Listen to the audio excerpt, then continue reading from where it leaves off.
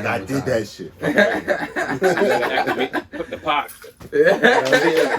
Cause you know, nigga, you are one of them niggas in CT, right? You are one of them niggas, my nigga. Yeah. When especially in this whole music scene, you are one of them niggas. That's a fact. Nobody can discredit you from that. You put your work in for this. You work the trenches. You put your foot in for everything that you needed to be where you at right now, and it fucking paid off.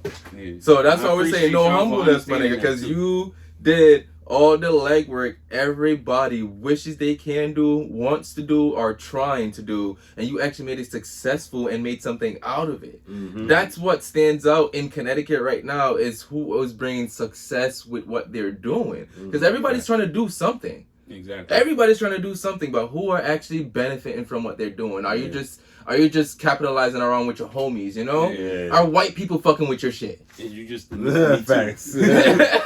That's what it all boils down to. Because, you know, when white people are fucking with your shit, you know, that's when you global, you know? That's when you hitting different shit. That's why Nicki Minaj switched up her style. That's why a lot of people switch their style up when they hit a certain pinnacle of their career. Because if you want to sell out certain crowds in certain arenas, you have to cater to the people who are actually buying tickets. Right.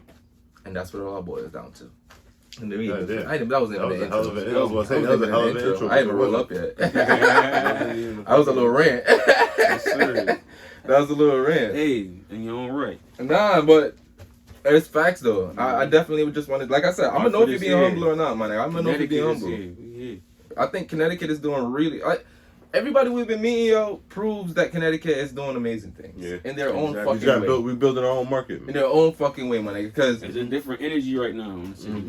We've met people who I've known who don't even like their music, you know, or don't like the art that they do. But when you meet them and see the work that they're putting in, the team that they lined up for themselves, and just the opportunities that's just waiting for them to grab, it's like, oh shit, like, oh shit, you're working. It's like, you're working. Okay, it's paying off. Like, even if you don't. We've learned you don't have to fuck with the thing that everybody's producing. Yeah. It's all about the person behind everything that they're doing. Exactly. Who are you? Why should we even fuck with it? That's what it matters to us, and that's what we're here for. We want to tell people you fuck with it because this nigga is like this, and he deserves to be out the hood as much as everybody else as well too, because we're all trying to make it. And once I make it, I can put other people on. That's how it goes. That's a fact. That's how everybody looking at it, like. On the outside, and then they looking at just like what they doing, like as a whole, not just what that one person do. They looking at everybody, like facts. Is they gonna help put on their people? Is they gonna like what's the real network going on? Like, facts. Yeah. But there's a lot of that going on right now. A lot of real genuine networking going on. That's big facts. Big facts. I just think we need our own market, man. Fuck it, and I think it's getting. We have it. It's there. We have to expose it more. I think people have to realize that they have their own sounds and stick with it and stop trying to chase the industry. And it's for them. It's for the people around in the city to also realize that we have stars as well. Once that happens. Which it is starting to more, because I'm seeing everybody getting their own little fan bases up. And it's starting to grow more. And one of the things I noticed, maybe it's just a general thing, but it's like the most support you're gonna get is from the other creators. But you can also get the most critique from other creators too. Yeah, I mean, but that's to help you grow. It starts with that, but it helps you grow. When you to be a real artist, you have to know how to cater to real people. That people that's not doing music. Facts. Facts. It's like a basketball player trying to tell how an NBA player did a player how he could have did it better. It's like, nigga, you ain't even in the pros. You don't know how that level of competition is. And that's where you gotta connect with the people, man. And then I feel like that's part of the separation with us too, because there's different levels of where everybody's at right now. Not everybody's on the same level, and everybody's doing the same thing, but everybody's at different steps with you know. Everybody on their own. Exactly. Some people have been doing it for years, but they're more locally known than then they're known somebody somewhere else. And then there's people who's been doing it for years, and they have that star-studdedness that's there, but it's still something that's still missing for them, you know? Yeah. And I feel like Connecticut is too busy trying to find out what's missing instead of focusing on what's actually here. Yeah. Yep. Exactly. That's it. Yeah. You just hit it on the nail too, because it's everybody. It's somebody here for whatever you need. You just gotta. It really look around. is. And That's that's more than that's at least two people you here can't for be, something you need. can't not speak up. Like you can't be too cool. That's the other thing. Dudes be too cool about shit. To support local people. Yeah. Because they rather buy the Fenty, they rather buy them big Thunder Nights. And they just don't know. A lot of people just really don't know what to do. True. They want to be told. That's I'm because not they gonna lie. be too cool trying to. I'm just do what I'm doing. Over here. I'm one of those people. Bruh, ask questions, man. Like you People are never embarrassed know, to ask questions. You never know everything. Because people like Which is a to shame. call down the dumb question thing. Mm-hmm. It's like, what? There's no such thing as this. I mean, there is dumb questions depending on the situation of that question is being asked. But most of the times, I'd rather you ask a dumb question than not question anything. Yeah, at all. you have to ask. Like, not every question is going to Can't be be smart scared not anyway. to. What? Like, not everybody's going to have an intelligent question. Because sometimes Can questions actually be smart questions? Yeah, what is this intelligent question? What is this? Smart Like, can you question? actually have a smart question? Because at the end of the day, asking a question is a Something- lack of knowledge. I think that pertains to something that you really were missing, or you really Yeah, pay like attention something to. click. That's what makes Something Yeah. click. That's what makes that smart question a smart question. I feel Okay, like okay. something that you like. Wait, I wasn't thinking about that. You right, or something like that. But that takes for people to have an open mind and be willing to listen. Open mind. People that exist nowadays. I think the only thing. It's getting I think there. the I only feel like the time people world- want to be open minded is when sex is involved. I'm being dead ass. I'm not even trying to make a joke right now, and I love Yeah. sex jokes. You I know love what's sex funny, jokes. though? That's actually a good observation. The though. world is just traumatized right now. Yo, the world is sad and depressed. Yeah. Don't forget depressed. I think the world is very depressed. Look at the music. Matter of fact, like, look at the music that's being The made. music Like, is the music is controlling- and it's depressing, yo. Mm-hmm. I like. I never used to listen to certain type of music and certain types of artists, but then I started like opening my mindset to a whole different. The fact that you can't judge people of how they present their art. You have to at least, you at least have to take a chance at it. You can't tell shit is shit until you smell it. Yeah. That's how it is for me. So once I started listening to some of these people, I started listening to the words. I'm like, yo, these artists are depressed as fuck. Mm-hmm. And then the other thought that comes to my head is, nigga, they're only like 21. Mm-hmm. Yeah, motherfucker be sad as shit. Yes. Yeah. 20 years old, bro. Like, And to me, 20 is taking a baby. drugs, like like, I get why 30-year-olds is calling me a baby when I was 22, 23. Yo, I get it. yeah, Because mentally, as much as you think you know you don't know everything, shit. Yeah. you don't know shit. I don't feel like... I feel That's like why you I read- feel like it's always good to for people to know their history and looking back into stuff. Because once you know your history, you know what's coming, and you won't get surprised and get Right. overwhelmed and start doing. Feel me? Like they being depressed and end up doing Facts. drugs and all those other shit. and that's repeating going the on. certain steps that other people repeated. Yeah. And that's why you gotta read as well too, because if you read books, like I read this one book, it was all about because this is when I was having my anxiety attacks, and like being by myself would start triggering me being in my head a lot, and I start overthinking. My heartbeat would start racing just because I get so deep into these thoughts, and most of these thoughts are really just these uncontrolled, extraordinary scenarios that didn't have a high likelihood of actually even happening. Mm-hmm. So I started reading this book, and there's this one sentence that stood out to me up to this day, and it's like, most of the things that you get scared about are not even gonna happen. Yeah, facts. What's the book, It's not though? like, it's called, I have it somewhere. It's called Thinking Something. I have it here. It's actually in here, so I know where it's at. But it's called like minding your mind or thinking. It's just finding ways how to control your anxiety and how to work through your thoughts. Because I'm at a point where it's like fear and all these type of things. They're only gonna exist if you allow it to exist. If you believe in it. Because, like, honestly, most things is only real when you believe in it. As cliche and as dumb as it might come off to certain people, it's that has so much weight to it. A lot of things don't. Out of mind, out of sight, out of sight, out of mind. It's fucking true. Yeah. If you really don't believe in something, you're gonna be unaware of it, and it's not gonna be real to you, even if it's actually real. You watch so many movies too, man. I actually don't. Also, no, I'm saying people. People, yes. People do, yeah. Yes. That instills a lot of fear. Yes, Yeah. and play video games. Video games desensitize us. News. News is just meant to throw us off as well too. Preemptive program. man. Yeah, that's good. I like this talk right here. Let's get this show started. Let's get into it. Actually, we can. It's funny. Our last conspiracy conversation was with Future. Mm-hmm. Yeah, I bet. Honestly, We'll be on it too. Let's let these. You know he be going live. Nigga, for the Wake and Bake Show. Yeah. That's all we had to happen with He you for the going Wake. live. Future, my guy. Yo. I love Future Yeah. from when he was. What was the song?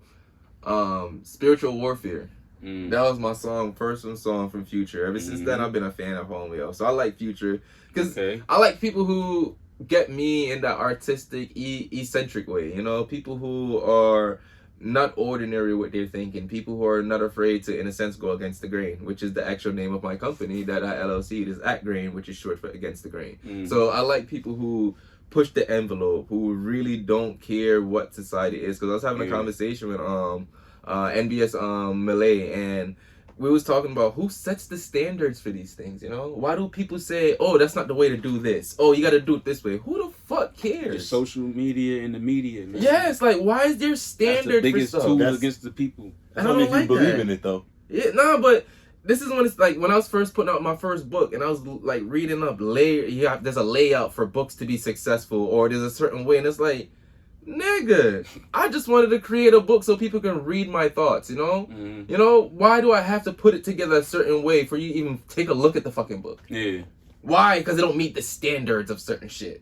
That don't make no sense to me. Like, why is there standards for certain things, especially when it comes to art? There's no standards for art, and that's why it's art. The people outside the culture build this. Yes. You gotta stop letting that happen. For what? They're not even inside to understand the struggle, the tears, the blood, the frustrations, the anger that goes into anything that makes them just feel good for 5 minutes or less. You really feel this one. Nah, yo, I've been a creator for my whole life, yo. Like you know this. I've been creating my whole life, yo. Me too. And it's like, yeah, it's the frustration when people they don't understand. Like when you put time into something, you present to them, the first thought they have is, oh, I would have did this. Oh, it could have been sounded better if it came out this way. And it's like, nigga, at least tell me what you liked about it first. Yeah.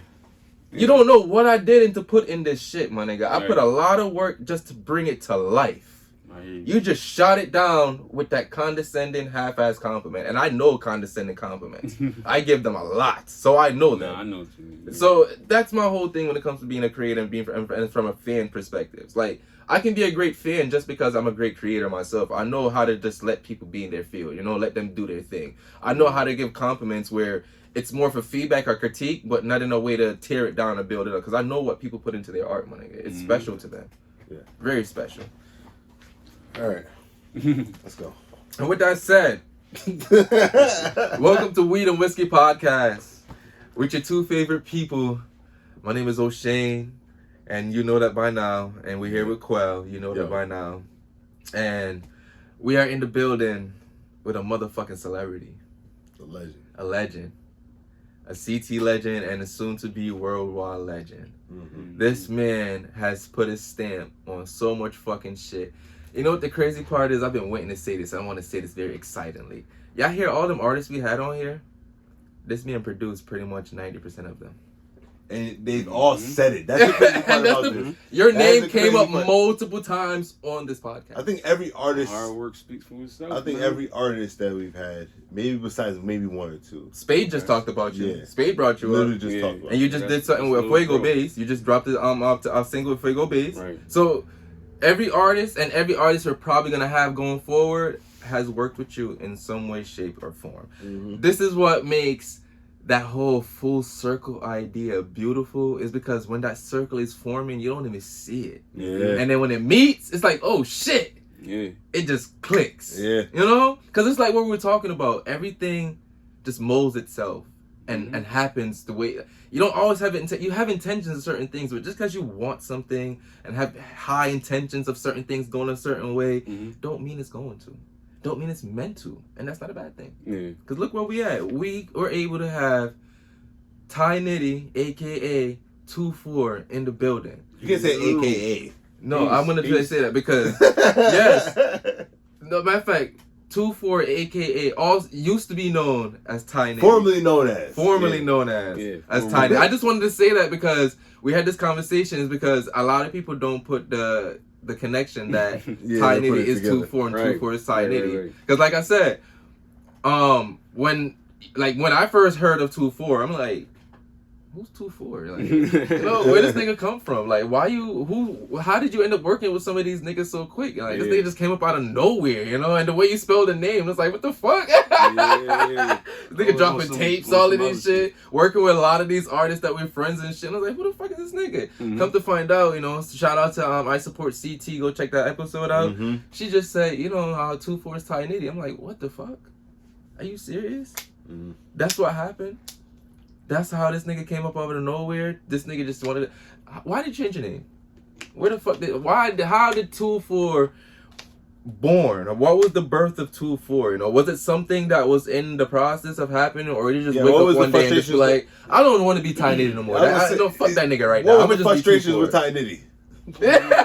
Well, I still rock with the name Tye Nitty. Like, all my close people still call me Tye or Tye Nitty or Nitty, you know, from time to time. But for me, for one, it was a thing with, for one, shout out to Queensbridge, shout out to Tye Nitty from Mobb Deep. You feel me? That's his name. You feel me? That's originally where it came from. Honestly, my people from back in the day, like, feel me, when I was in like middle school, high school and shit, like, they the ones that started calling me Tye Nitty. All we used to listen to back then was Queensbridge and all of that coming up. So it was like, yeah, let me call you Tye Nitty. I mean, it just came up randomly, so I just ran with it.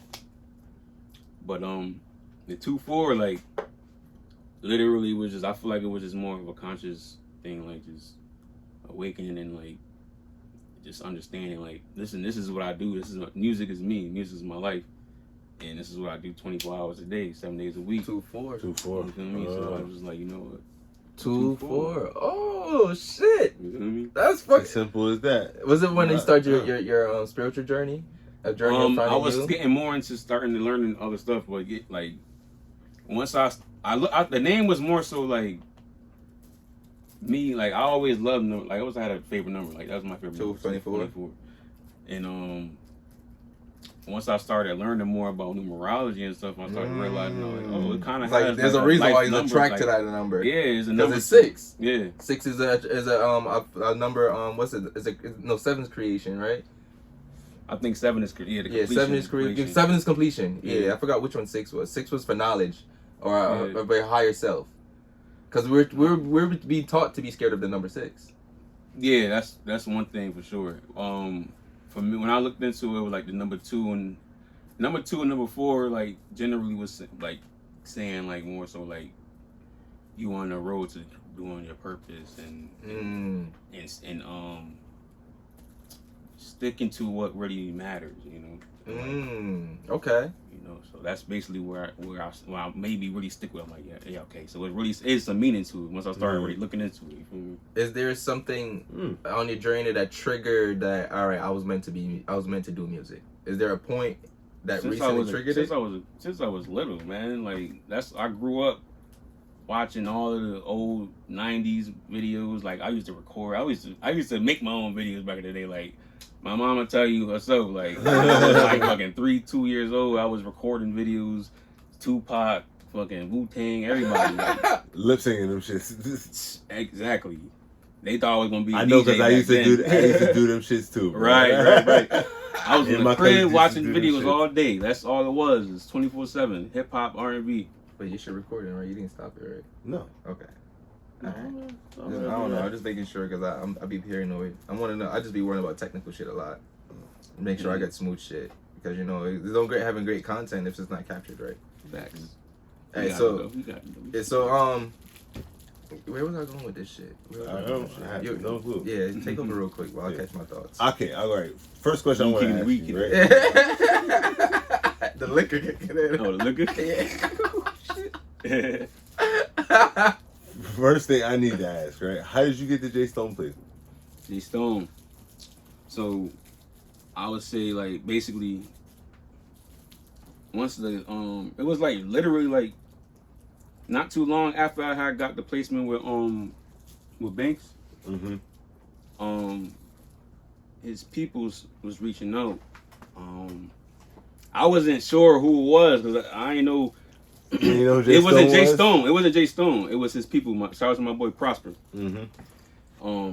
He was the first person to reach out to me, but I was, you know, Yeah, on the internet, you don't know who people be for Yeah. real. They be bluffing. Talking shit. Capping. But- Like the young kids like to say. Feel me? He was like, "Yo, yeah, get you in touch with Nipsey and All Money In. Feel me? Reach out to me." He sent me his number, and then this is like in 2013, I think. Yeah, about 2013. Oh, so And- this was early. Yeah. Damn. This is like, This is Crenshaw. yeah. This is right before that, actually. Yeah, Yeah, you're right. it's You're like right Yeah, before yeah, that, yeah, because okay. he was just getting out. Jay Stone just got out, and if you listen to some of Nipsey songs, he was talking about him. Yeah. But Prosper, I had hit him up, and he was like, "Yeah, man. I mean, get you trying to get you into All Money In, man. I see what you did with Banks. That shit was crazy. Feel me? You gotta tell him, man. We gotta get him on track again. Boom, boom." And I'm like, word. You feel me? But then he had put me on line with Jay Stone. And I'm like, he like, yeah, we gotta get some joints in. And I'm like, say that, we gonna get it in. And then from there, I would just start sending joints, and he started sending shit back immediately. Like he was in tune with my shit. Like, Okay, that's Yeah. fire, yo. I I'm actually, a you know big what's Nipsey crazy fan. about that? I actually sent him one of the beats I sent Banks before, and he ended up using that shit. Bro. Yeah, that was one of the tracks he did. It's called Press Play. Press play. Okay, Mhm. press play. Everybody go stream that press play. I haven't heard Yeah. that yet. Jay Stone, Press Play. Go stream that. That's- I've been having that's dope. big trouble. It's been big trouble for me realizing I'm never gonna get another Nipsey tape. So Oh yeah, he's a huge Nipsey fan. Like Yeah, every Yeah, I'm a It's big cool. fan of Nipsey Yeah. too. So I want to talk a little bit more local as well too. Like I don't know. Like I've always had my ears along with a lot of things, and like to me, one of your major path is like even with your accreditation as well too is like your journey with Annoyed. That like to Yeah. me, that was I don't know from the outside and just hearing your story of how you find yourself. Like even honestly, I feel like that was a big starting point to finding you and your Mhm. journey as well too. Mm-hmm. Cause it's like, to me, honestly, yo, when you don't really start finding yourself until you start finding success. Because anytime we're like, in a sense, broke, we're kind of, as a self, broken too, you know? And then when you're broken, you can't be your best you because you're That always trying to mindset. find ways to fix yourself. yeah. So until you become successful, you don't have to worry about fixing yourself, and you can literally just focus on, you know, problems at life, not just problems of self and your internal shit. You know, other than that, when you can just focus on it, you have better chances of just finding yourself. Yeah. Like even when you speaking right now, I just started thinking about Jim Carrey and a lot of videos I've been watching, and how you talked about how you don't want to be Tye Nitty no more. You want to be 2wo4. And to me, it just talked about how he had an interview and he's talking about he feels like even being Jim Carrey, that's a character he's playing. The Straw Man. Yes. Mhm. Yes. Yes. Yeah, So- Jim Carrey's he deep. He deep. He's real deep. I mean, the persona, the idea of the persona, and then this face that you give to society. Most of the times, it's a character that you're playing as well too. Hell yeah. And he said most of the time when you feel like you can't find yourself or you're not being yourself, he said that's the perfect time to feel like that because you're not. You're never most of the time being yourself. You're not being who you're meant to be. Mm-hmm. So I feel like society taints what we think we want to be. Yeah, exactly. So I always say, like, again, the media and what we put in front of our eyes is always the problem half the time. do you watch TV? Yeah. I don't watch it like I used to, but we all fall into that, you know. Yeah. Do you consider streaming I- watching TV? Like if I'm watching Netflix, is that watching It's TV? the same thing. What if Yeah. I'm not watching it on the TV?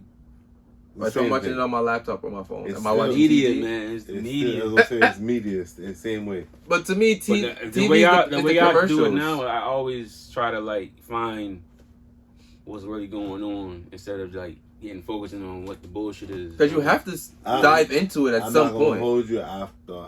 I used to try to do that shit. I'm all about the bullshit now. I watch all the movies. I watch all the TV shows, the ha-has and all that shit as a distraction. No, I watch That's the shit with cool. the hidden messages. Like, Mm. I'm a huge Marvel fan. I think Marvel has a lot of fucking hidden mess. Very, A lot of people might look at me crazy for A saying lot. this, but I feel like Marvel tells history better than our history books. facts. I'm being honest, bro. If you know how to read between the lines. Yes. Like, if Or If if you our really history into books them, would you'll start in see. the beginning of the fucking history book like I used to say in high school. I mean, what's the beginning of history for you? When you say the beginning of history, does it talk about before slavery? No, I'm talking about American history because they used to try to skip that shit in the beginning of the book. American history, They used to have that shit. They used to have the slave shit in the beginning of the book, and they never used to talk about it. And they used to point that shit out every time in class. And like, why y'all not talking about this shit? Oh, we'll get to it. I feel like America wants you to remember 9/11, but they want you to forget slavery. Yeah. Like I don't like that. I don't like that. Why? They always forces you to remind you, like, we always do everything for 9/11, you know, set up these memorials. There's always these good connotations to it. But when anytime somebody bring up slavery to somebody who's not a descendant of somebody who was enslaved, then it's like a big thing. Like, oh no, we're not that no more. You know, we're not my ancestor. You know, I didn't do that to you. And it's like, I'm gonna play devil's advocate on that one. There's a lot I'm that they ain't telling us. That's why. I think it's just because we remember that shit. I think it's because I remember that day. That shit was a different day here. Like, bro, I feel like it was not. What's being taught in white families is different it's different, and it's what makes them see society the way they see society. Like I remember having a conversation with a white girl. Anybody who live in Connecticut or know Connecticut, she lived in Avon, and you know Avon is not far from Hartford at all. I'll be there. Yeah, exactly. No matter how far Avon you go, it's still adjacent to fucking Hartford. So I had a conversation. I think this is around the Mike Brown scenario, the whole all of that was happening, right? It's still happening. Yeah, exactly. But this is one that specific one was happening, and I was telling her how other things outside that was happening in our state and locally, and her response, I will never forget this. Is like, really? I don't see it. And in my head, I'm like, how? There's no way you can even turn on the news and not see it. They but don't watch the news. That's when I realized, bro, even when they see it, they don't see it. And if they do see it, it just scares them not to even want to be bothered with it. Because to them, it's not their life. Yeah, what are they gonna It's do not their about it? reality. Yeah. It's like, oh my God, he went through that. I'm glad I don't have to go through that. Oh my God, that's crazy. I'm glad, you know, none of my black friends went through that. That's how they're looking at it. It's just like. But the thing is, though, like they being played just like we being played by the same people. But to me, sometimes some of those same people are being taught to pretend to not see it as well too, because they know once you start seeing it or acknowledging that you're seeing it, that's when your family, or you know, you're putting the family in jeopardy at that point. Yeah. Because now the family has ties to that racial history. Your family's in the position where it's at because of that. So I feel like even though they're taught to tell that they don't see it because it's gonna expose the fact that they're benefiting off it. And I think that's where a lot of it boiled down. A lot of it don't want to admit it that they're actually benefiting off it directly or indirectly. Yeah. They running off fear, man. And then once you admit it, then you actually have to have the conversation. You have to have that conversation at that point. The conversation's coming up. People just keep trying to throw stuff in our way to avoid it or make us not see it. Like making Juneteenth a holiday? Yeah, that's another distraction, you know? Like, how you feel about Juneteenth being a holiday? Do you feel like it's one of those finally, or it's like, wow, really? It's just another slap in the face. Because to me, it's like having Black History Month. Yeah. Yeah, but why they ain't press the? Because right now, if like people don't understand, like we in that 400 years, man. They owe us our land. Facts. Like we they own our land. We need it back. And this is the truth about the history. Like our people was here, and we're entitled to what's going on. Like we need our royalties, man. That's all. That's facts. Our reparations. That's what the talk tend to be about, not the reparations. The check. All right, so royalties of the land. I'm asking a question that Cole brought up before, and he actually makes a good point. So I wasn't born here. Do I deserve that part of that? Yeah, you from America. That's all America. The islands. That's all the same people. Even the Caribbeans and all that as well too. That's all our people. To me, black is black. You know, and when I say black, I mean melanin. At the end of the day, yeah. I like to differentiate. You gotta understand that the land was our whole at once. Facts. You feel me? Pangea. We the oldest thing on this planet, man. You don't know about Pangea? Please don't say that. Oh no, I do. Never mind. We the oldest thing on the planet. Facts. Do you feel like?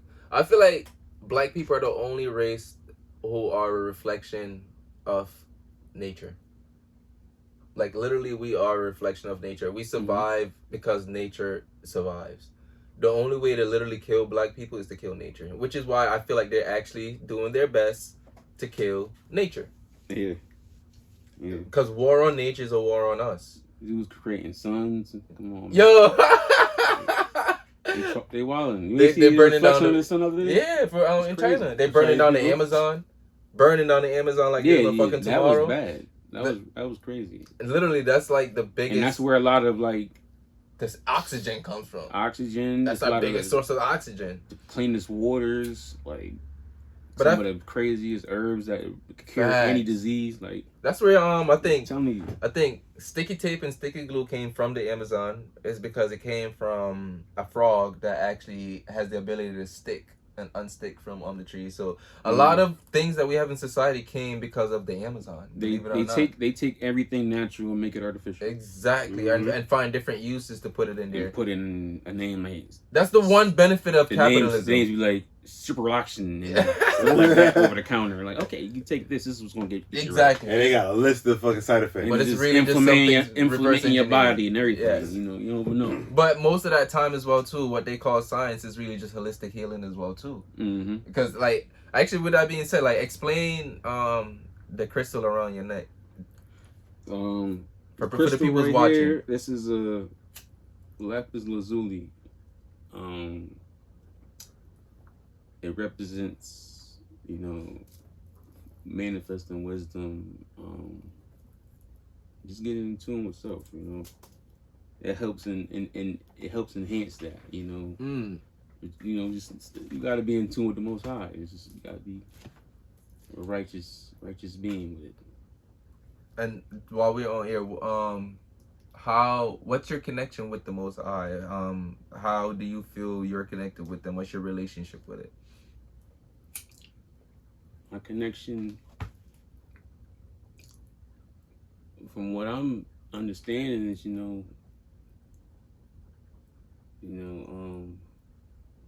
it's a deep question right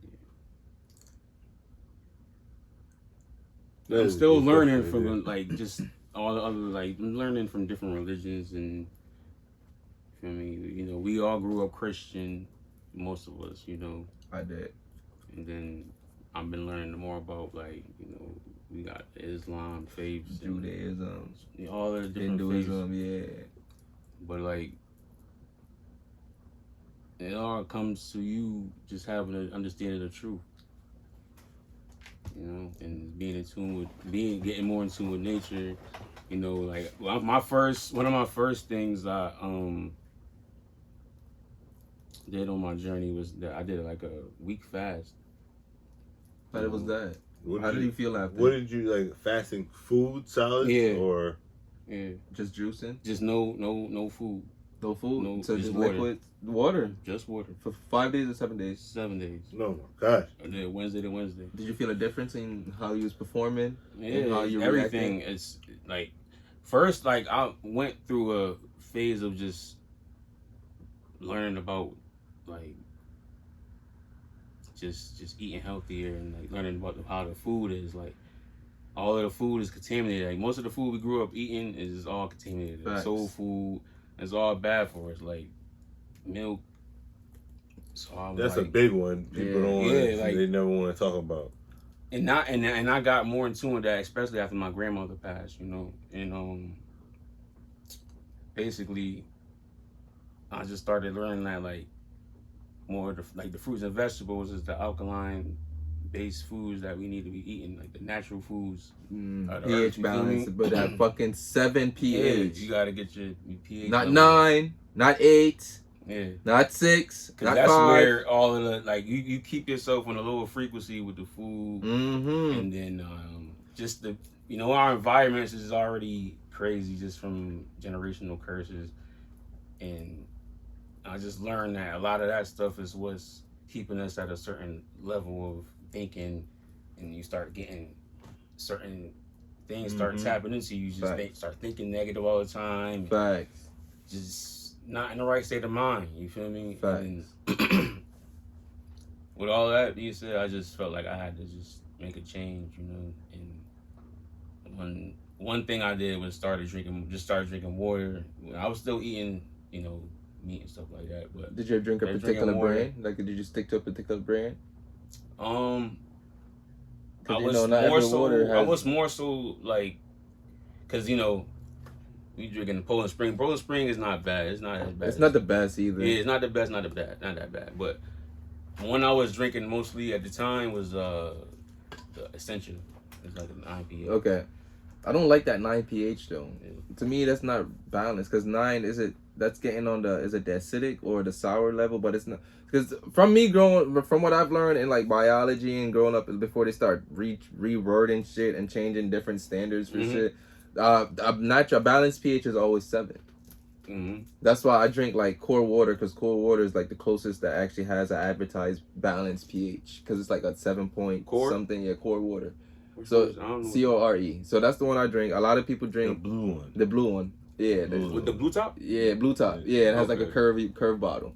Yeah, so that's what I like to do. That's why I be saying some of them be having different. Like I be watching all the like they be rating the tests and the waters. Like it be different in certain areas depending where you at. Yeah. Honestly, I'm gonna start getting to the point where I'm gonna boil my water like I did back in Jamaica and like Right. my grandmother. Or get a filter. Yeah, I'm just gonna Boil your I'm water, still boil that too. Boil it or get your filter right. I'm still and boil get that. the tester. Yeah, even with the filter, I'm still boil that. As long as you know That's you put really some what heat it to that is. shit. Actually, before we even go any further, I just want to take this time to say shout out to Kiss the Sky Exotics for sponsoring yet another episode of Weed and Whiskey. We got provided, of course, with one of my favorites so far with the guava cake. Absolutely love that. And got the candy runt over here. Of course, we got some merch. Quell got it on, and we're gonna showcase that. So follow us on Instagram at Weed and Whiskey Podcast to see what that's like as well too. And please follow Kiss the Sky Exotics on Instagram at Kiss the Sky Exotics. Yes, it's exactly the way that we said it. It's spelled exactly the way it sounds as well too. Check out their merch, and please, if you need to be able to get yourself some herbier as well too, just link us up and we get you the card to be able to make that happen. Just so you can be on the clouds that we be on, and you can be able to tap in as you listen to Weed and Whiskey Podcast the way Weed and Whiskey does the podcast. That's the best way to actually be here with us, is to tap in marijuana Willie. I made that word up. Marijuana Willie. That's the only kid spoken Kiss the Sky. Exactly. You can make up a word like that. Tap it. Oh man, please tap in again. It's Kiss the Sky Exotics, and please go follow him. And when you buy some merch, please tell him Weed and Whiskey sent you, because everything that we send over here from him is Weed and Whiskey stamp. It's certified. The quality is official. Everything's just sturdy. It's not, and even the merch, it's not gonna just fall off after one wash either. So it's good shit. It's worth the buy. Please check him out. He's a brand from Connecticut, black owned as well too. And when we say black, we mean melanated. So all my melanated people go support melanin. And with that being said, I actually had something that I was gonna follow fucking through, but I fucking forgot. I just had to say that before we got too deep again, because when I get too drunk, a lot of things just start going on. I wanted to get back to that question about like the connection of the Most High. Yeah. Go ahead. Yeah, express that. So, because it is a deep question. It deserves a like deep I was answer. saying, like we grew up in the Bible, learning about things a certain way. We all know, like obviously, like I think we all come to agreement that most of that was taught in the wrong way, Facts. in the wrong light. But the truth of the reality is, we are the original Israelites. Yes, that they we're real mentioned. Jews. If you really look into the Bible. My last name is actually Jewish. Mm.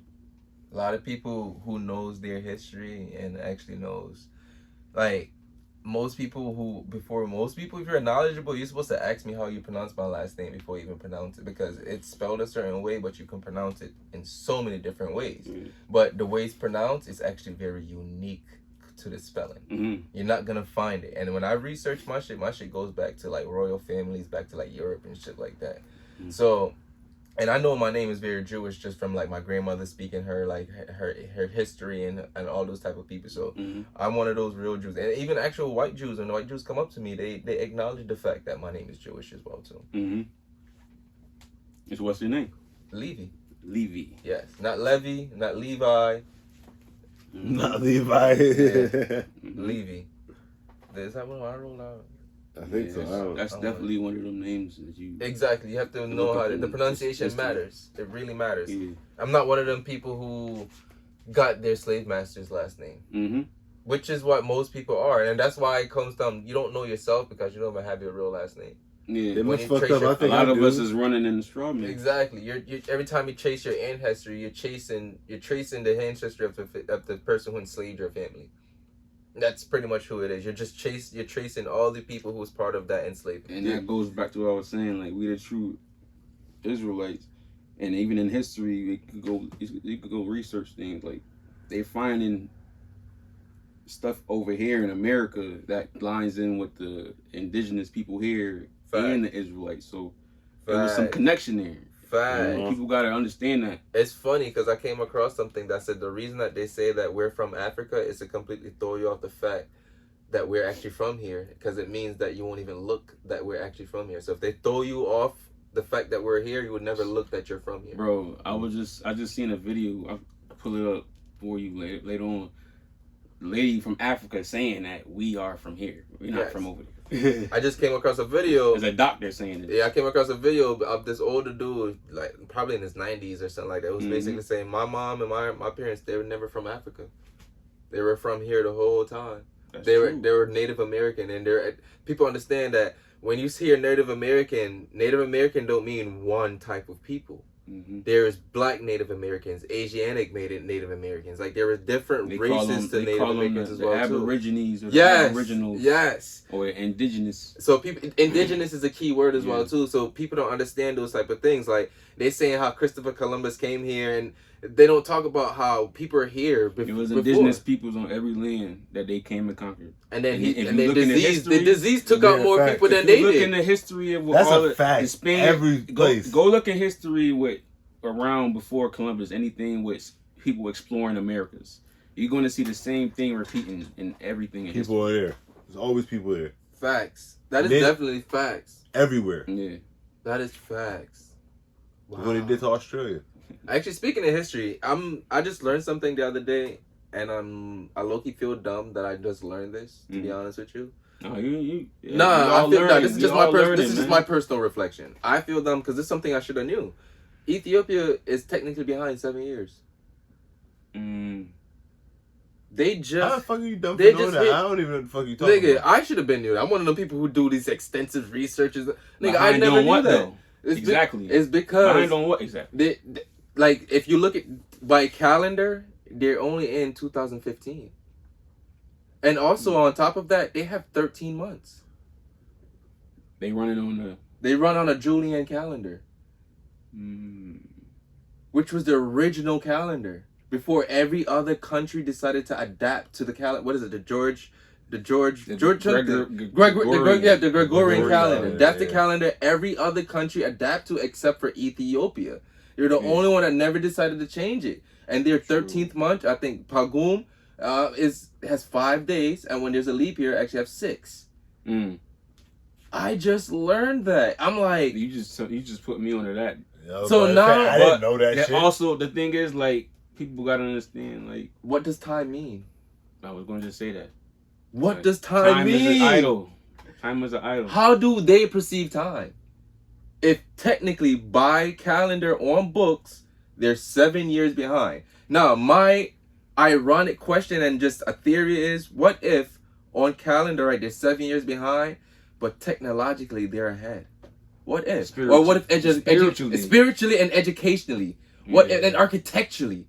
What if in every other aspect they're ahead? You know? We say they're behind because now you places, man. Yeah, now you hear this. When you hear the certain words like behind, you're thinking, oh, everything is third world, but you don't know. These niggas have their own language still. People don't understand. You know who was from there? Yeah. Exactly. You feel me? It was a reason why. It was a reason why stuff happened the way it happened. They know what's going on. So me just learning that, yo, I've been in this new deep dive of like, what the fuck else don't I know?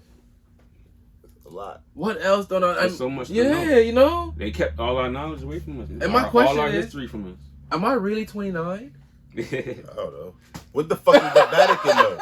We infinite, bro. And when you go back, and when you I was gonna say that too. Like in the Bible, like you can look in the Bible, like somewhere in the beginning it says it shows like how they were when they was creating the first people, and it keeps going like the years of the people. It goes from 500 years to 400 years. 300 years, 200. The later it got on in the time, they kept living shorter. Shorter. Like I have a theory on that as well too, my nigga. I feel like it goes back to what you said. People just kept falling from the original state, and I feel like it's the food. Our diet changed. Mm-hmm.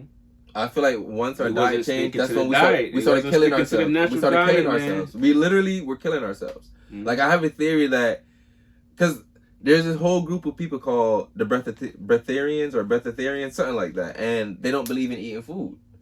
They breathe to eat. You know what's funny? I was just watching a TikTok video of a guy that shit. Nigga, that's a real thing. My brother sent me that. That's a real thing, my nigga. And I've been a dude that's doing it. And I've been really like. You ever watched Dick Gregory documentary or anything? He talks about him like fasting for like 40 days with no water, no nothing. Just breathing. Just breathing. Because that's what I was gonna ask you. When you're fasting, fuck that. Did hunger at a point become a mindset for you? In a state, like it's just become like a state of mind. It's a symptom. That's what people gotta understand. When you fasting, the first thing you're gonna do is get hungry. Your withdrawal is withdrawal. Yeah, it's just part of the symptoms of it. Like you gotta just have your body. Your body's like, I'm used to food at this certain time. You can't react to it and when it be like, oh, I'm gonna just eat something. No, you gotta fight through. You gotta fight through. And once you get with understanding like who you are, does it get easier? You are multi-dimensional being. Facts. Does it get easier after at what day did it get easier when you first started? Like at day 2, day 3?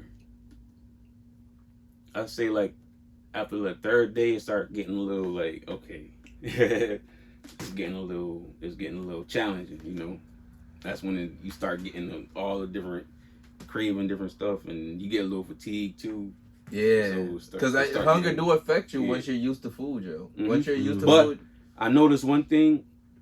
When, as far as like when you drinking the water on the diet, on the fast, the more you drink the water and try not to think of it, like the water like calm you down from like the cravings and stuff. Because you're not dehydrated. Yeah, because you start getting more like once you flush your body out from whatever you was eating. Yeah, that's the right word. Like because like they say like 3 days. After 3 days, your body resets some metabolism. You know, so.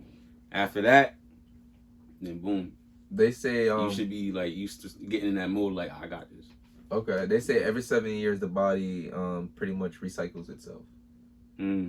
So that's true. Every 7 years, your cells, all your dead cells and all your cells, they replace themselves with new cells. Yeah.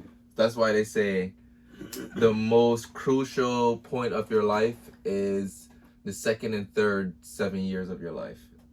Because that's when you're in your developmental stage. That's when you're starting to become who you are in development. And it all aligns with, like, you know, if you're into that, like the chakras, it aligns with all that too. So you're into your 7 and 14? Between 14 and 21. Well, technically between 7 and 21. Those are your most crucial development years because that's when you're really becoming who you are. And your cells on a biological level is forming who you are as well too. And then every 7 years. That's why, like, honestly, I'm glad you're doing this so I can really get into some of my really deep thoughts, to be honest with you, because like I think about a lot of shit. So I'm one of those people who I believe we can heal ourselves through our mind and through the way we perceive disease and how we you know how we look at them and how we mentally process them. What you put in your body too. Exactly. You are what you eat. Exactly. And I feel like we ourselves can basically make ourselves immune if we have the right practices. If you have the right practices. That's true. But it's all about consistency. Consistency make a difference. Because if you're not consistent, environment you around. So. Exactly. So I'm a big believer in that as well too. I have a lot of like I said, I think deep thoughts all the fucking time. Y'all go deep like this. I can't. That's what she said. I'm sorry. I've been around somebody who's been making. Where is this nigga at with the pause? It's The Office. I love The Office. I can't help it. I've been around somebody who's been doing a lot of that's what she said jokes. And I've just been my immature side has been tapped in again. And I love being immature. I love being immature. I feel like the minute you stop being immature at the right times is when you start to get old. And I refuse to get old. How do you feel about? So I know we just talked about time. Do you feel like since you've been on your journey, has your concept of time changed? Do you feel like you grow more mentally than you do physically? Yeah. Because most of the times, like, after a year passed, if you really look back at it, it feels like it wasn't even a year. It went like 5 years went by. Because mentally, I just transcend to a whole next level. You're right. I believe in that when you in a certain frame of mind or frame of thought, you do get into different dimensions and stuff like that. What does it do for you as a producer? Ooh, good question. As an artist, like, how does that allow you to type into making your beats to make your beats stand out? Well, it started making me understand just the whole scope of music more. Like it made me understand, like, for one, like, the industry is being manipulated by people that ain't in the industry, and they want to keep us on a certain frequency. If you haven't noticed over the years, frequency is a perfect word. That's why I believe it's always good to have substance somewhere in there. If you're going, your diet. You know, we all come from a certain place, and you're going to, by default, people want to talk about where they come from and what they went through. It's therapy at the end of the day, but you gotta have a little like righteousness with the bad shit as well. You feel me? But man, what you saying again? How do you put your how do you put your transcendentalism into your production? Yeah, so the fuck did basically, I get what you're saying. So back to what I was saying, like, knowing that they trying to manipulate us, now I'm able to, like, tap into certain moods more easier, you know, because I can understand the feelings of, like, you could just understand.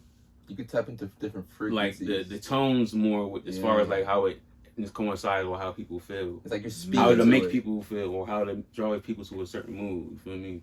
Yeah, you pretty much tap into a different persona in a sense. Yeah. So when do you meditate? Yeah. So when you meditate, as I don't know if you this deep into your meditation. What do you meditate? Do you meditate to strengthen your throat chakra specifically? Well, that's I would say that's definitely one thing as far as like being more vocal is one of my things I've been working on. So yes, I think that would be a good way to start, because like when I was getting to my meditation, there's always different meditation forms for different chakra points. So if you're meditating, if you start practicing forms that's literally meant to strengthen your throat chakra specifically, because that's the chakra for expression, that's the chakra for creation and art. Right. So if you focus on doing that, I feel like it would put you in that position where you need to be. It would just build that confidence. And along with that, you also have to keep strengthening your root chakra as well too, because it don't make no sense strengthening your upper chakras without having a balance. And that's why you always surround yourself with that energy. Like if you want whatever you trying to strive for, you have to put yourself in that environment. I love this, yo. I love this. You know why I love this, to be honest with you? It's because I had all of these music questions, and I'm sure Quell did as well, too. This nigga didn't even pull his notebook out even once. But the reason why I love this even one... Oh, yeah, with the notes set. Yeah, no, the reason I love this even one is because this podcast it's not about what people do. It's about the person. Yeah, it really is. And us just having this conversation with you, to be honest with you, it's showing who you are as a person. You know, because at the end of the day, it shows how you make your music, how you go about bringing the things that you do to life. Because to be honest with you, I've been visualizing everything that you said. Like I've been here, like you've been using the right words, like frequency. Like music is all about frequency. Like Bob Marley, when he used to make his music, 420 megahertz. Why you think? Come on, man. It's to keep you on that frequency that you need to. It's because frequency is harmonic, or it's very disruptive. So if he was trying to keep people on a harmonic state, they didn't want that, man. That's why they ended up taking him out, because they ended up having to push this disruptive music. Why you think Lauren only made one album, man? Why you think she came back on Nas and told you what she said? Like, come on, man. Yo, the saddest thing about that Lauren situation is that when she performed her songs, she can't even do the whole songs. It's deep, man. She can't even do the whole songs, dog. That Lauren story is just... And I'm a conspiracy guy, so I looked into a lot of conspiracy Okay, side. so I don't know what the fuck going on with Lauren Hill. Yeah, Lauren Hill. Oh, how she even came out the game, my nigga. Nigga, the game tried to fuck her. Like the industry, they tried to fuck her. I thought you were talking about the game. No, not the game. No, the industry tried to fuck Lauren Hill, my nigga. Like I've read about even some of the artists who was part of that, my nigga. When you hear some of the names who was part of that, and it's like, oh shit. Come on, man. Y'all gotta start listening to Kanye. He telling the truth. Yo, I'm not crazy, man. All right, so now that we going to that, dudes be cooperating together. We're going to that deep state right now. We've never even have an on-air Kanye conversation. You know, really we've never, because we're two diehard Kanye fans, and we understand that everybody understands Kanye, and not everybody's gonna be able to understand the things that we're gonna say and why. Because to me, you don't have to support every single thing that comes out of his mouth.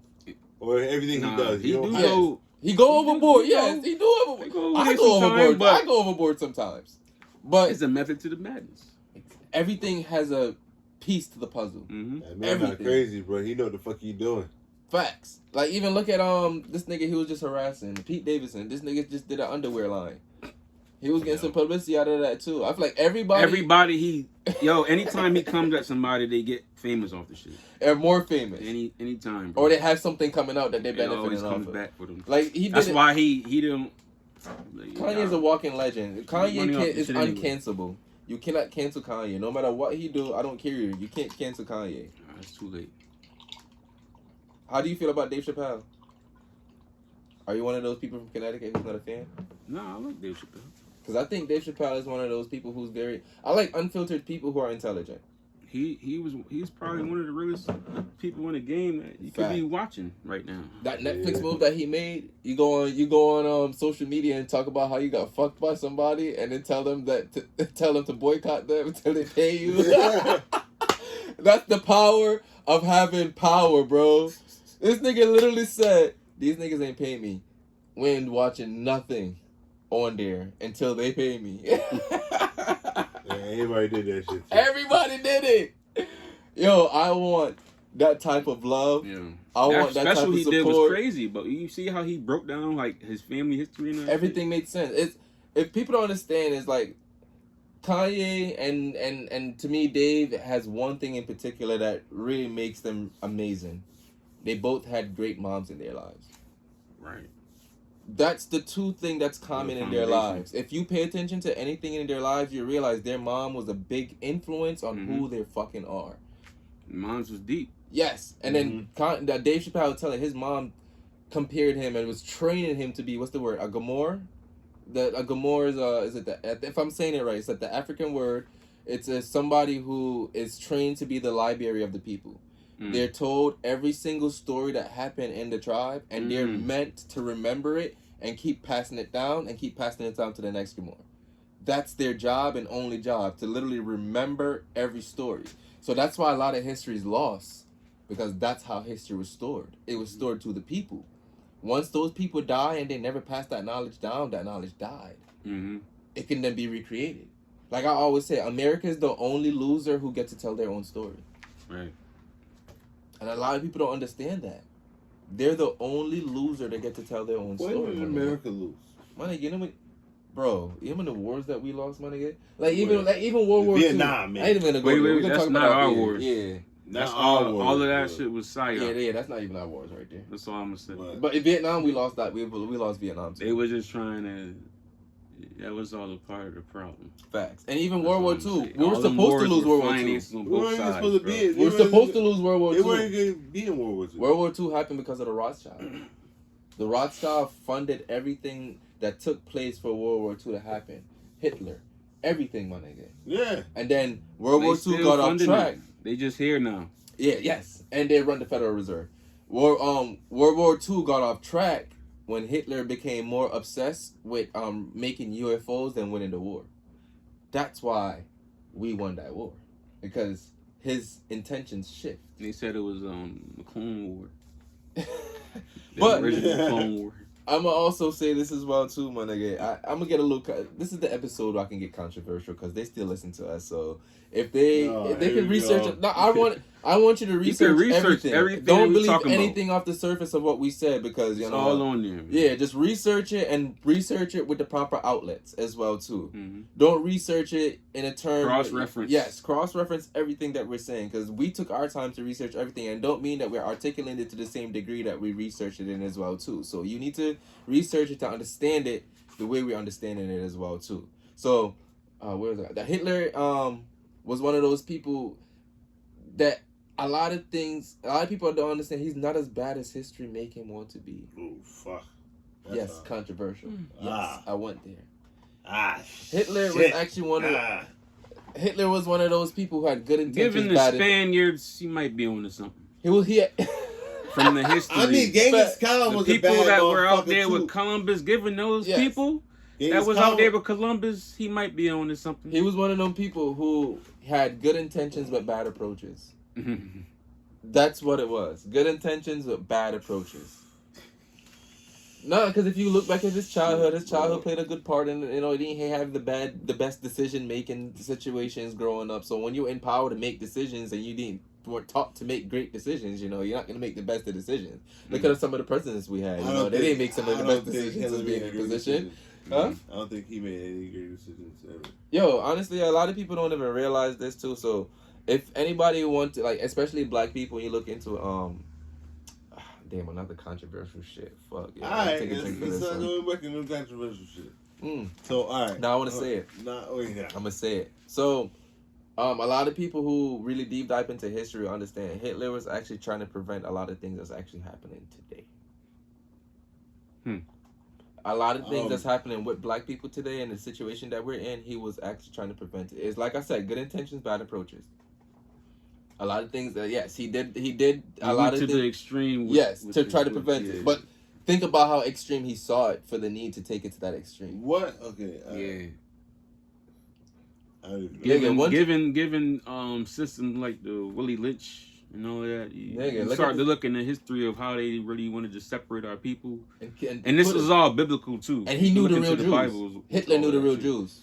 I always make that a point. Hitler knew the real Jews and he knew it was us. To confuse us. He knew it was us. What? Because there's a reason why he only put Jews in concentration camps. It's because they were basically trying to take and falsify the names of what the real Jews are. Like I said, good intentions, bad approaches. Not gonna sit here and agree. I'm not gonna sit here and agree. Not gonna say I agree with everything that he did. You gotta learn the history. You have to know your history, my nigga. Good intentions, bad approaches. And that's just how I go about it. That's why it's good to be in some of these schools, man, and get in these libraries. And have conversations with certain people. Start seeing what's really going on. Because this is why you need powerful white friends who's comfortable with you as a black person, because they're going to tell you things that their white friends in power tell them. And that's good knowledge. That's the white people in power now? Nigga, the white people in power are the people who are part of the oppression. That's why being white people in power. And sometimes they don't even know that they're part of the oppression because they feel like they're not at a high enough level to oppress. But they're actually oppressing a lot of times. They don't even realize it anymore. I didn't say that part. But. So that's why they move the way they move as well too. Yeah.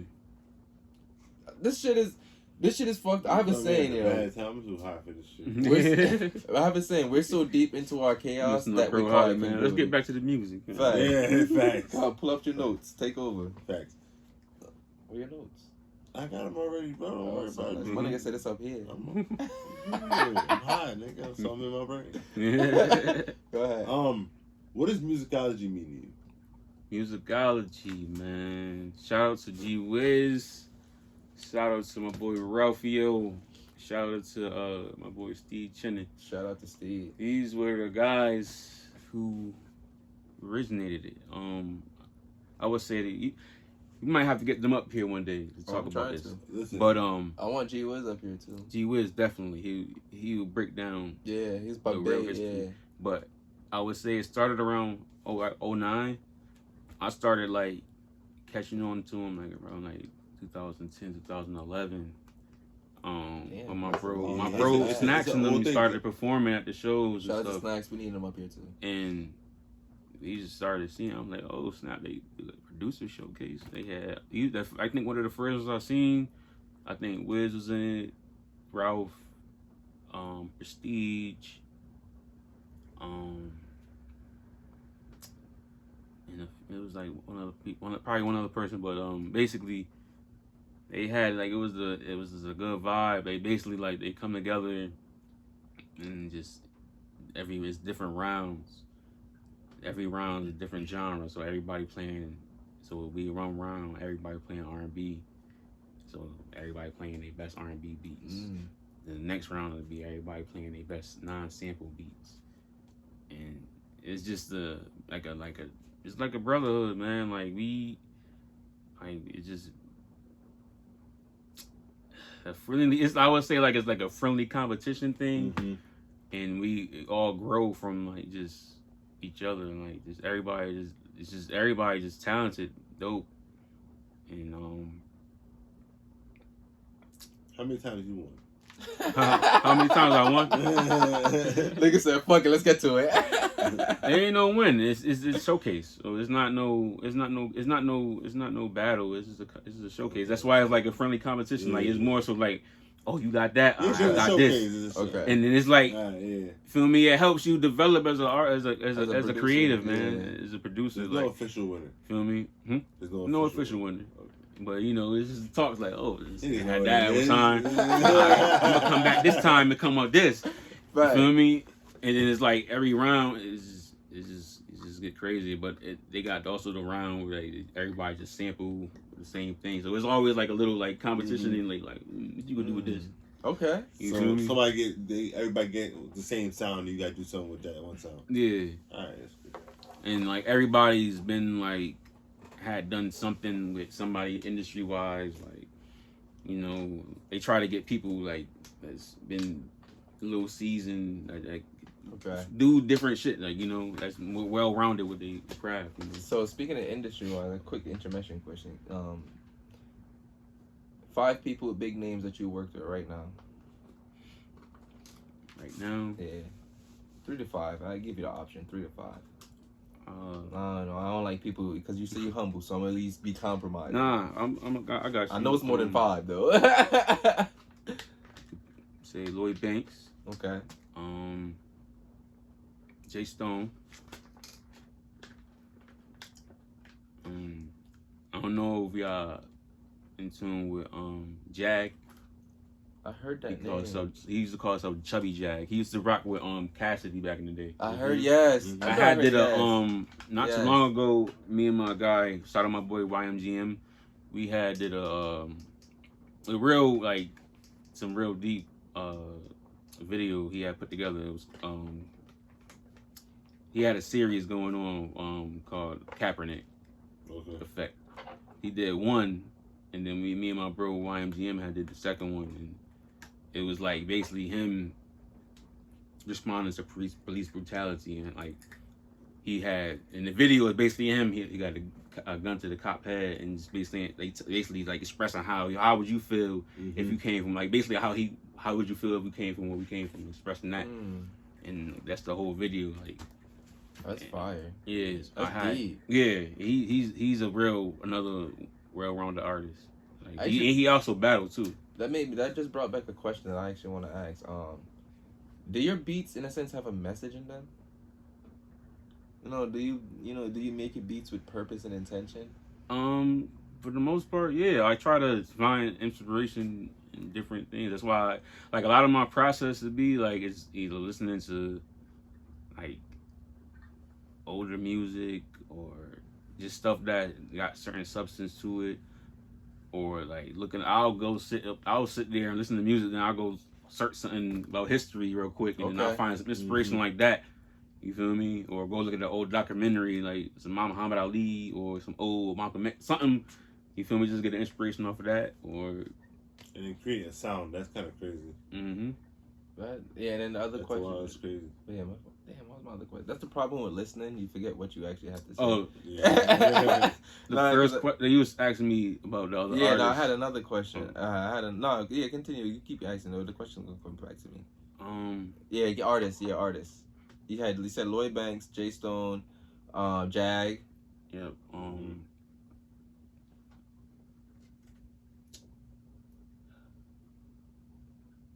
That's all We good. talking about just industry in general? Or even just big names that Well, you were proud actually, of. Names that you were proud of. I did so much stuff I be forgetting. That's what I'm saying. Things that you're proud shout of. out You to pull off the bro top of your head. Future, man. We got that Future game X, joint. Future Allah. We got the game joint. Mm. Shout out my bro Joe Banger. Yes, that was we a got good the one. joint with Tony Sunshine. Yes, shout out to Joe Banger as well too. Um, All people who's been on the podcast, check those episodes out. Facts. Yeah, man, we been working low key. I think man. Joe Bang even brought your name up too. I think both those people brought your name up here too. Yeah, right. I was gonna say. Mm-hmm. That's the funny thing. So what was it like producing that song with Fuego Bass? Fuego Bass. Well of the city. You talking about Old Seagull? Yes. Old Seagull.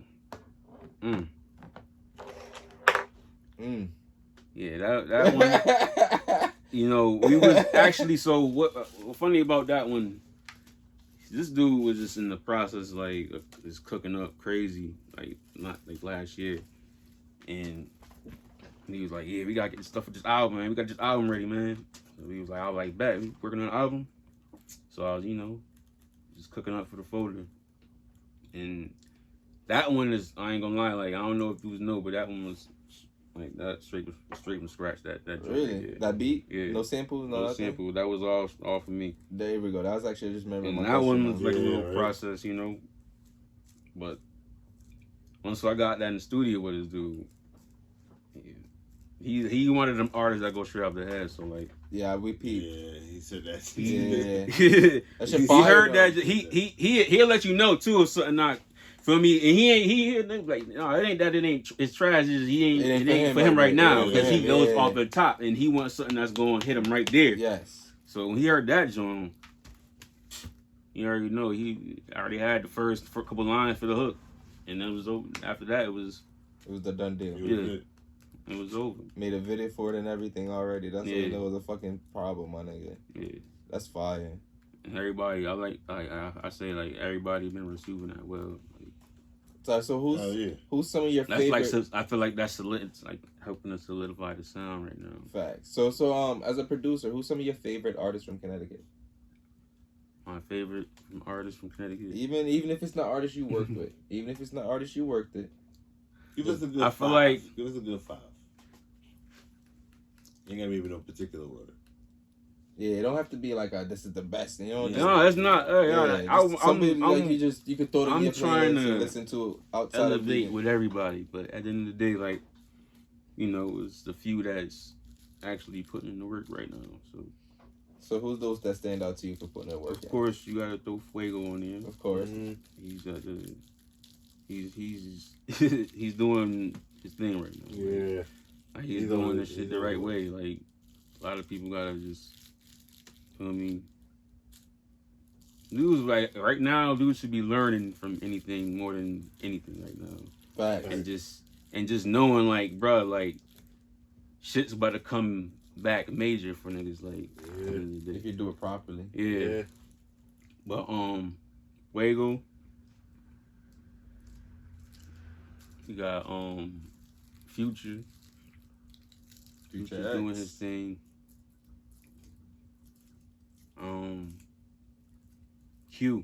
Cool Q. Ingy. You got Spado. Shout out to the layover too. That is dropping tomorrow. Rozzy. Shout out to Kid Rozzy, POCT. Out right now. Go stream that.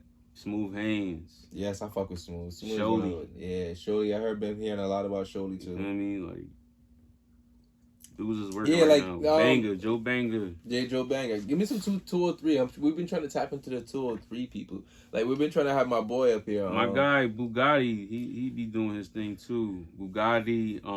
These names we be hearing all the time. You ever heard of Wobins? He another young cat out there. I feel like I've heard that name. Yeah. That's a name I can't forget, so I don't remember that anymore. There's a few cats. Mula Guapo, another one I He's the one was been meaning to work with. Any more water? Any another one? Definitely. You can grab another water back there. Yeah, they're all right there. I've been learning to just being tapped in with the needs of the people who come in.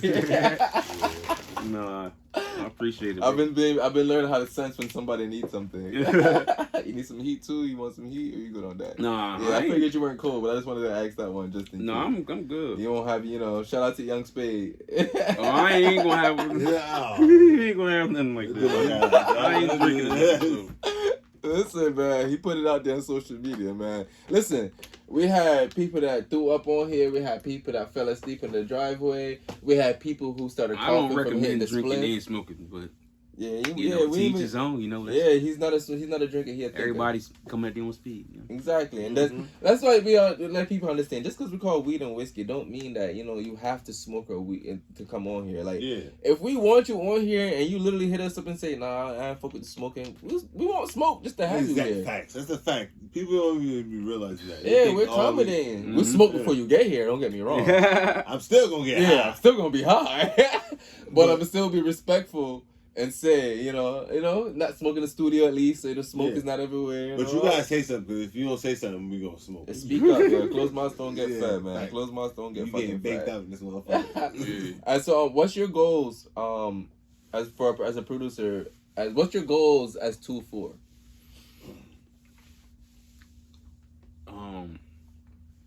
I just want to basically elevate. I'm sorry. I just realized we can spend a whole episode just talk about your transition from Tye Nitty to 2wo4. Yeah, there's a lot, man. There's a lot of history. Like, I swear, that can definitely be talked about from me working with everybody that I work with. Yeah, no, them just not even that, but your growth. Mm-hmm. Your growth, that is beautiful. That's the best way to put it. We be talking about this all the time. I was just talking with Spade, and I don't know if you know my guy HNY, but we was in the studio talking about how we got, we having so much old footage that we ain't really do nothing with, or stuff that's just sitting. We gotta try to make something going. Yeah, it just kept going, yo. It's because it's I'm sorry to cut even the question off, yo. I don't know. I just love seeing things like this as a person. Is because I went through this growth within myself. I've been on my spiritual journey since I was 18, 19 years old. Mm-hmm. So it's to be able to have conversations who's, I'm going to use the word of the night, who's on the same frequency as you, yo, it's refreshing. Mm-hmm. It's comforting. And it's therapeutic in a sense, because it feels like you can comfortably get the things off that you think to yourself, and you can finally externalize it. Well, goddamn, what the fuck? Nah, I know, my nigga. But most of the time, most of the time, my nigga, most of the times, because most of the times we do have those. But the thing, we do have those. I know what you mean. Man, honestly, Quell is the only other friend who knows almost 95% of my life, other than one other person. He's the only person who knows more than 90% of my life. Yeah. That's including the thoughts that I have, the internal struggles that I go through, and things like that. Mm-hmm. So when I see growth and I see people on this path of just being them, it's beautiful to me, yo. Because it just shows that it's a reassurance and reconfirmation for me, because it just be other people out there are really just trying to find themselves too. Mm-hmm. They really just want to be free from the shackles of who they thought they was. Mm-hmm. I love that, yo. So with that being said, what's your goals as 2wo4? Man, one of my main goals, man, right now is to just keep elevating the sound and keep trying to put everybody in position, man. Really, I want to just have, to the end of the day, I want to have a whole, I want just to have a whole, an army. Yeah, I just want to have everybody on the same accord and really working, feel me, I'm trying to have it to where we got multiple producers, multiple engineers, multiple videographers. Facts. And trying to create jobs. You want to make jobs. I'm just trying to create, man.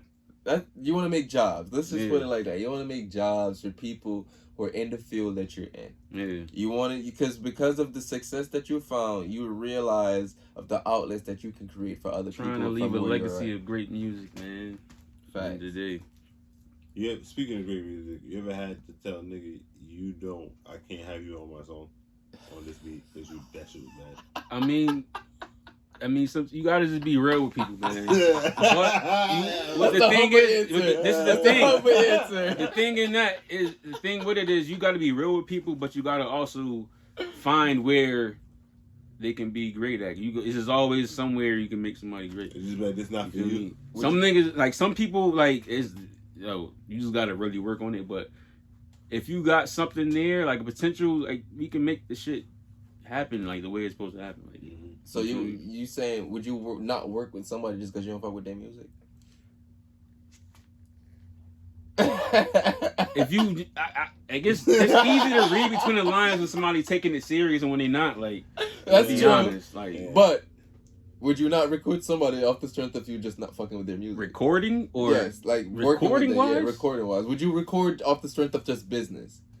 I mean, business is business, but when it comes to like really building an artist, like if you're not serious about this shit, you just so you'd rather work with you don't want to just record a one time. You want to work with an artist. Yeah, we rather build with an artist, and you know. But if a nigga want to buy a beat, it's cool. Yeah. But at the same time, if I'm like one of the people that like I'd rather just really build with somebody one on one. Yeah. Really build the sound. Make a project. I mean, to be honest with you, look at your journey with Annoyed. Mm-hmm. Like, I feel like that shows that works for you. It shows that it shows that you have a good eye for talent. Mm-hmm. You know? So with that being said, what does success mean for you in this? Like, how have you known you reached the success that's satisfying, but not to the point you had enough, but just you're satisfied with the success that you had at that point? I mean, like, getting accolades like certain streaming numbers and views, that shit cool, but like, I think the success comes from when you know you elevated at a certain level on your creativity. You feel me? So with that being said, since you became 2wo4, are you starting at the beginning, or are you continuing the journey? Continuing the journey.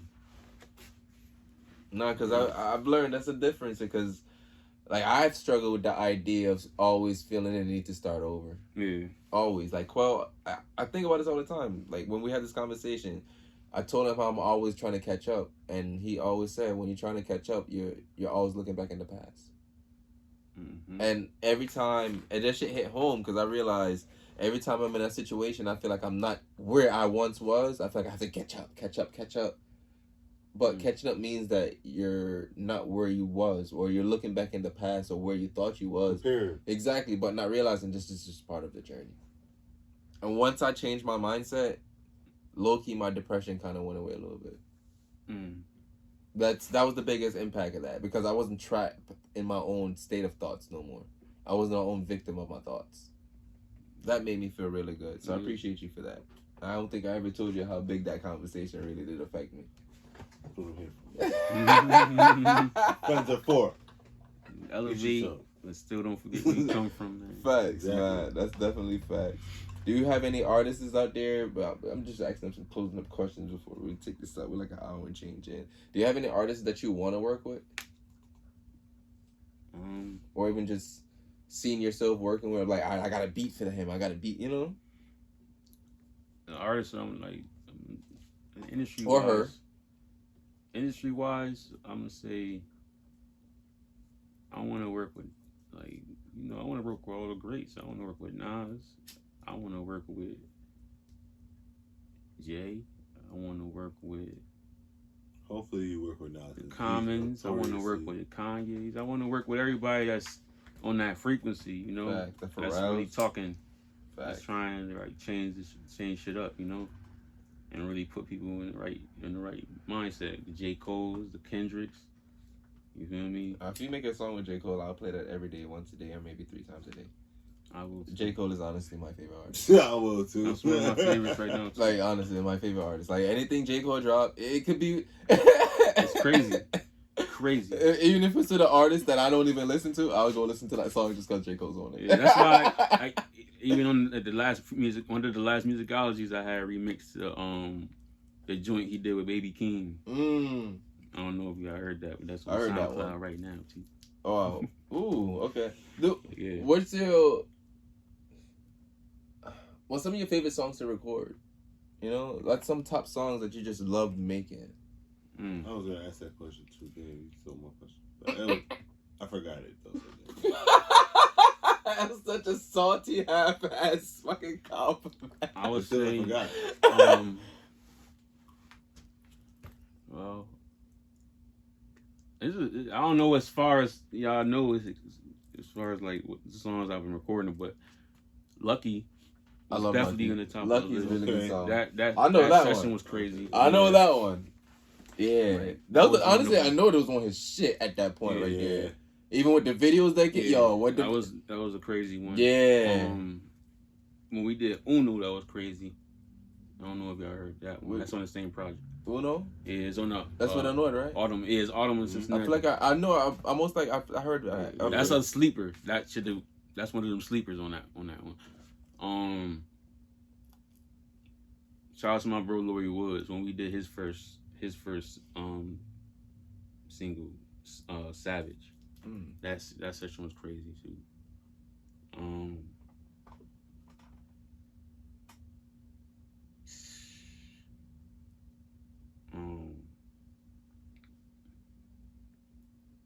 Damn, when we did, I don't know if y'all heard the track on Fuego Project Last Time featuring Sholey. I feel like I heard it because we literally played like that was crazy. We played like almost all his music during his interview here. That was a crazy one too. Fuego make great music, yo. You could tell from if you listen to the song, you could tell like that was a different energy right there. You just had fun making that one. Yeah. That shit was crazy. Nah, because some just that shit made me feel like some old 50, like that old 50 energy type shit when he first dropped. So with that even being said, who's some of your role models in the music industry? Who, not even role models. Who are some of the people that you look up to for inspiration? I'm gonna keep it 100. As of the last few years, I've grew to not idolize, you know. Exactly. That's why I changed the word. That's why I changed the word. Who are some people that you look for inspiration? I've definitely looked up to growing up, you know, dudes like Dre, Dr. Dre. You feel me? Kanye, of course. Just Blaze. Yes. Pharrell. Yes. All the greats. That's all the top of the list. We even got like, you could throw in like even like the Easy Mo Bees, like the old school, like, feel me, Ski Beats. You could throw in Pete Rocks. Yeah. You know, Premier, like Ninth Wonder, of course. Yeah. What about from CT? No, you gotta love some people that you love, like some productions that you love coming from CT. Man, we had. I already named my bros, G Wiz, Ralph, and Steve, the whole basically the whole musicology, the whole family. Prestige and them coming up.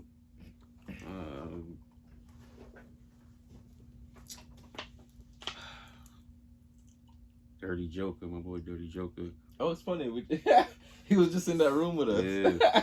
Was he? Yes, he was in that room. So we had an interview with Don COP. It was just filled with a room with just artists and just. Shout out to my brother. Yeah, shout Vaughn. out to COP. Vaughn.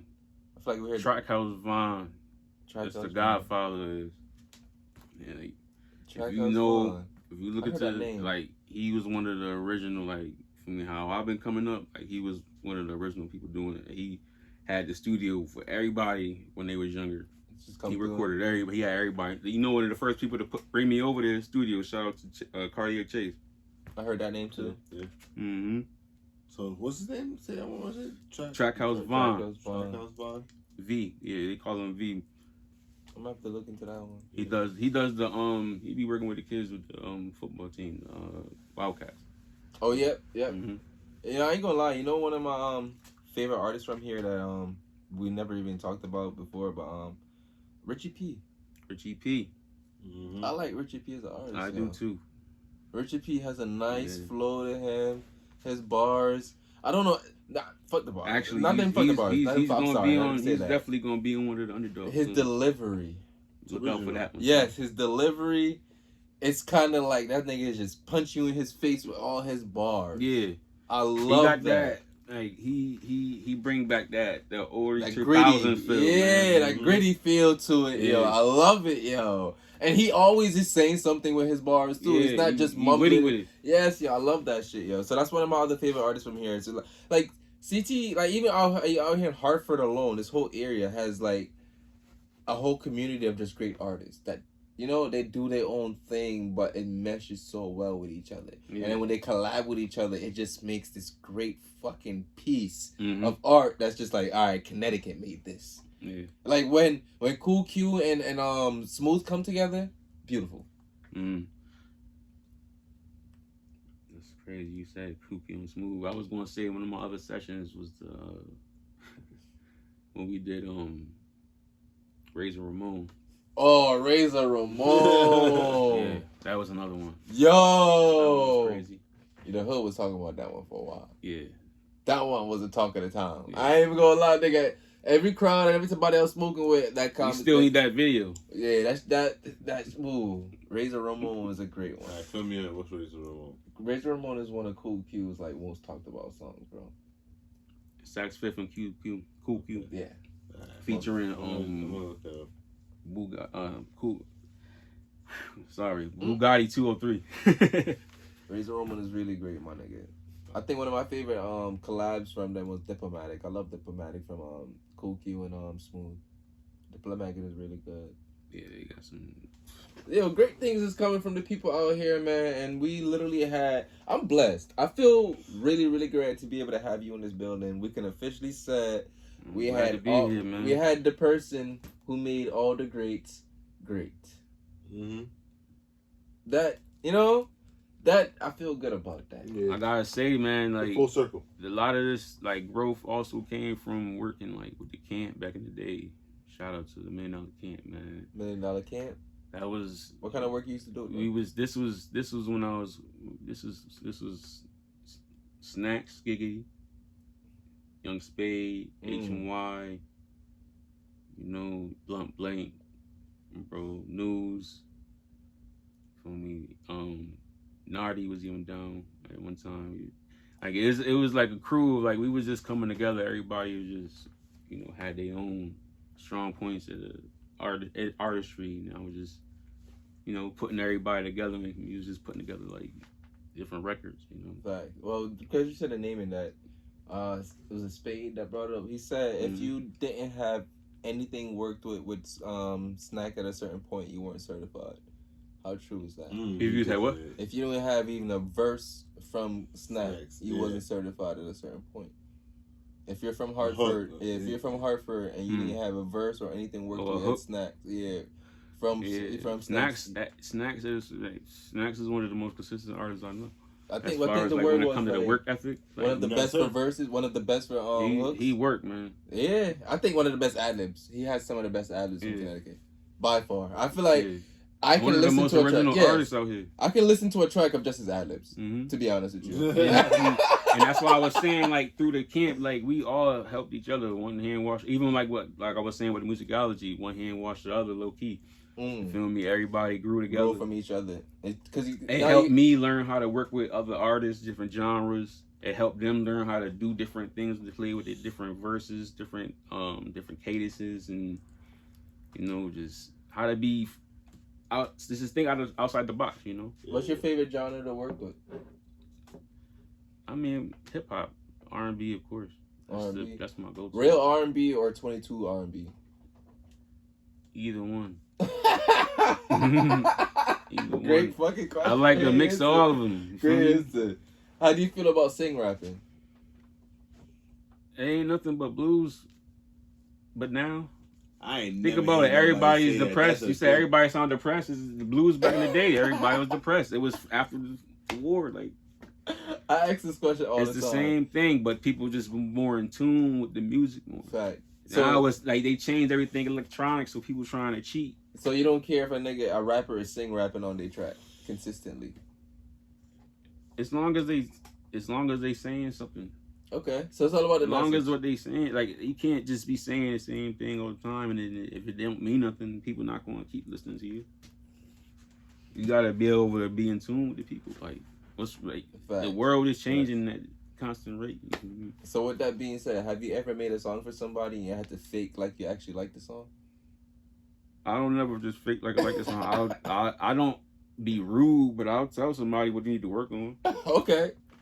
Constructive criticism. Because if you're gonna actually work with an artist, that probably comes like that's probably why I probably get little key dudes be like, oh, you don't miss me, you do that. I just try to be real about it. Like, I can't be fake about this. That's why I don't like when people ask me my opinion. Because if I give you my real opinion, you don't like it. That's not my opinion. Being the man. Yeah. Facts. You're not gonna be really liked, no matter if you ask to be liked. Facts. Can't agree with everything, man. Thank you for coming in and making the time for us, man. This is actually, I hate like making it seem like I have favorites, but this is actually honestly one of my favorite episodes. Keep it a buck. Like I love when I can have conversations. I'm sorry, I like staring into spaces. I'm collecting my thoughts. Nah, like, you're right. No, I love when I can have conversations where I can be myself. I like we go so much out of our way to make the people we bring in here to feel comfortable, but I don't think we ever talked about the fact that how comfortable the people we bring in here make us most of the time. Mm-hmm. I don't think we talk about that, because that's important to us, because the comfortability that we get from everybody, not to say we're not comfortable, but more people make you bring out different things in you. So it's like when you reach a certain comfortability, like I don't think I said anything ignorant and toxic tonight, and I actually wanted to be really ignorant and toxic, to be honest with you. So and he has not, and this is and he knows when I'm not ignorant and toxic means I'm actually enjoying the fuck out of this conversation, and I can really not to say I don't enjoy it, but like that means I can really just dive in, because you can't. I can tell. Everybody's on the same frequency as you, yo. So it's like when you say certain things, it's not to say that they can't reciprocate, but they're not gonna be able to have the conversation to the degree that you're looking for. Yeah, when I say the only ignorant shit on the podcast, something's different. Yeah, when he's the ignorant one, that's the problem. And I'm mild. I'm very toxic, and I enjoy being that shit, to be honest with you. So this is I enjoyed this conversation. It allowed me to just be a human. It allowed me to just get my thoughts out. I didn't have to be my on-air personality that people enjoy as much as they do, So shout out to me for being me. I like this conversation too, man. This is a great conversation.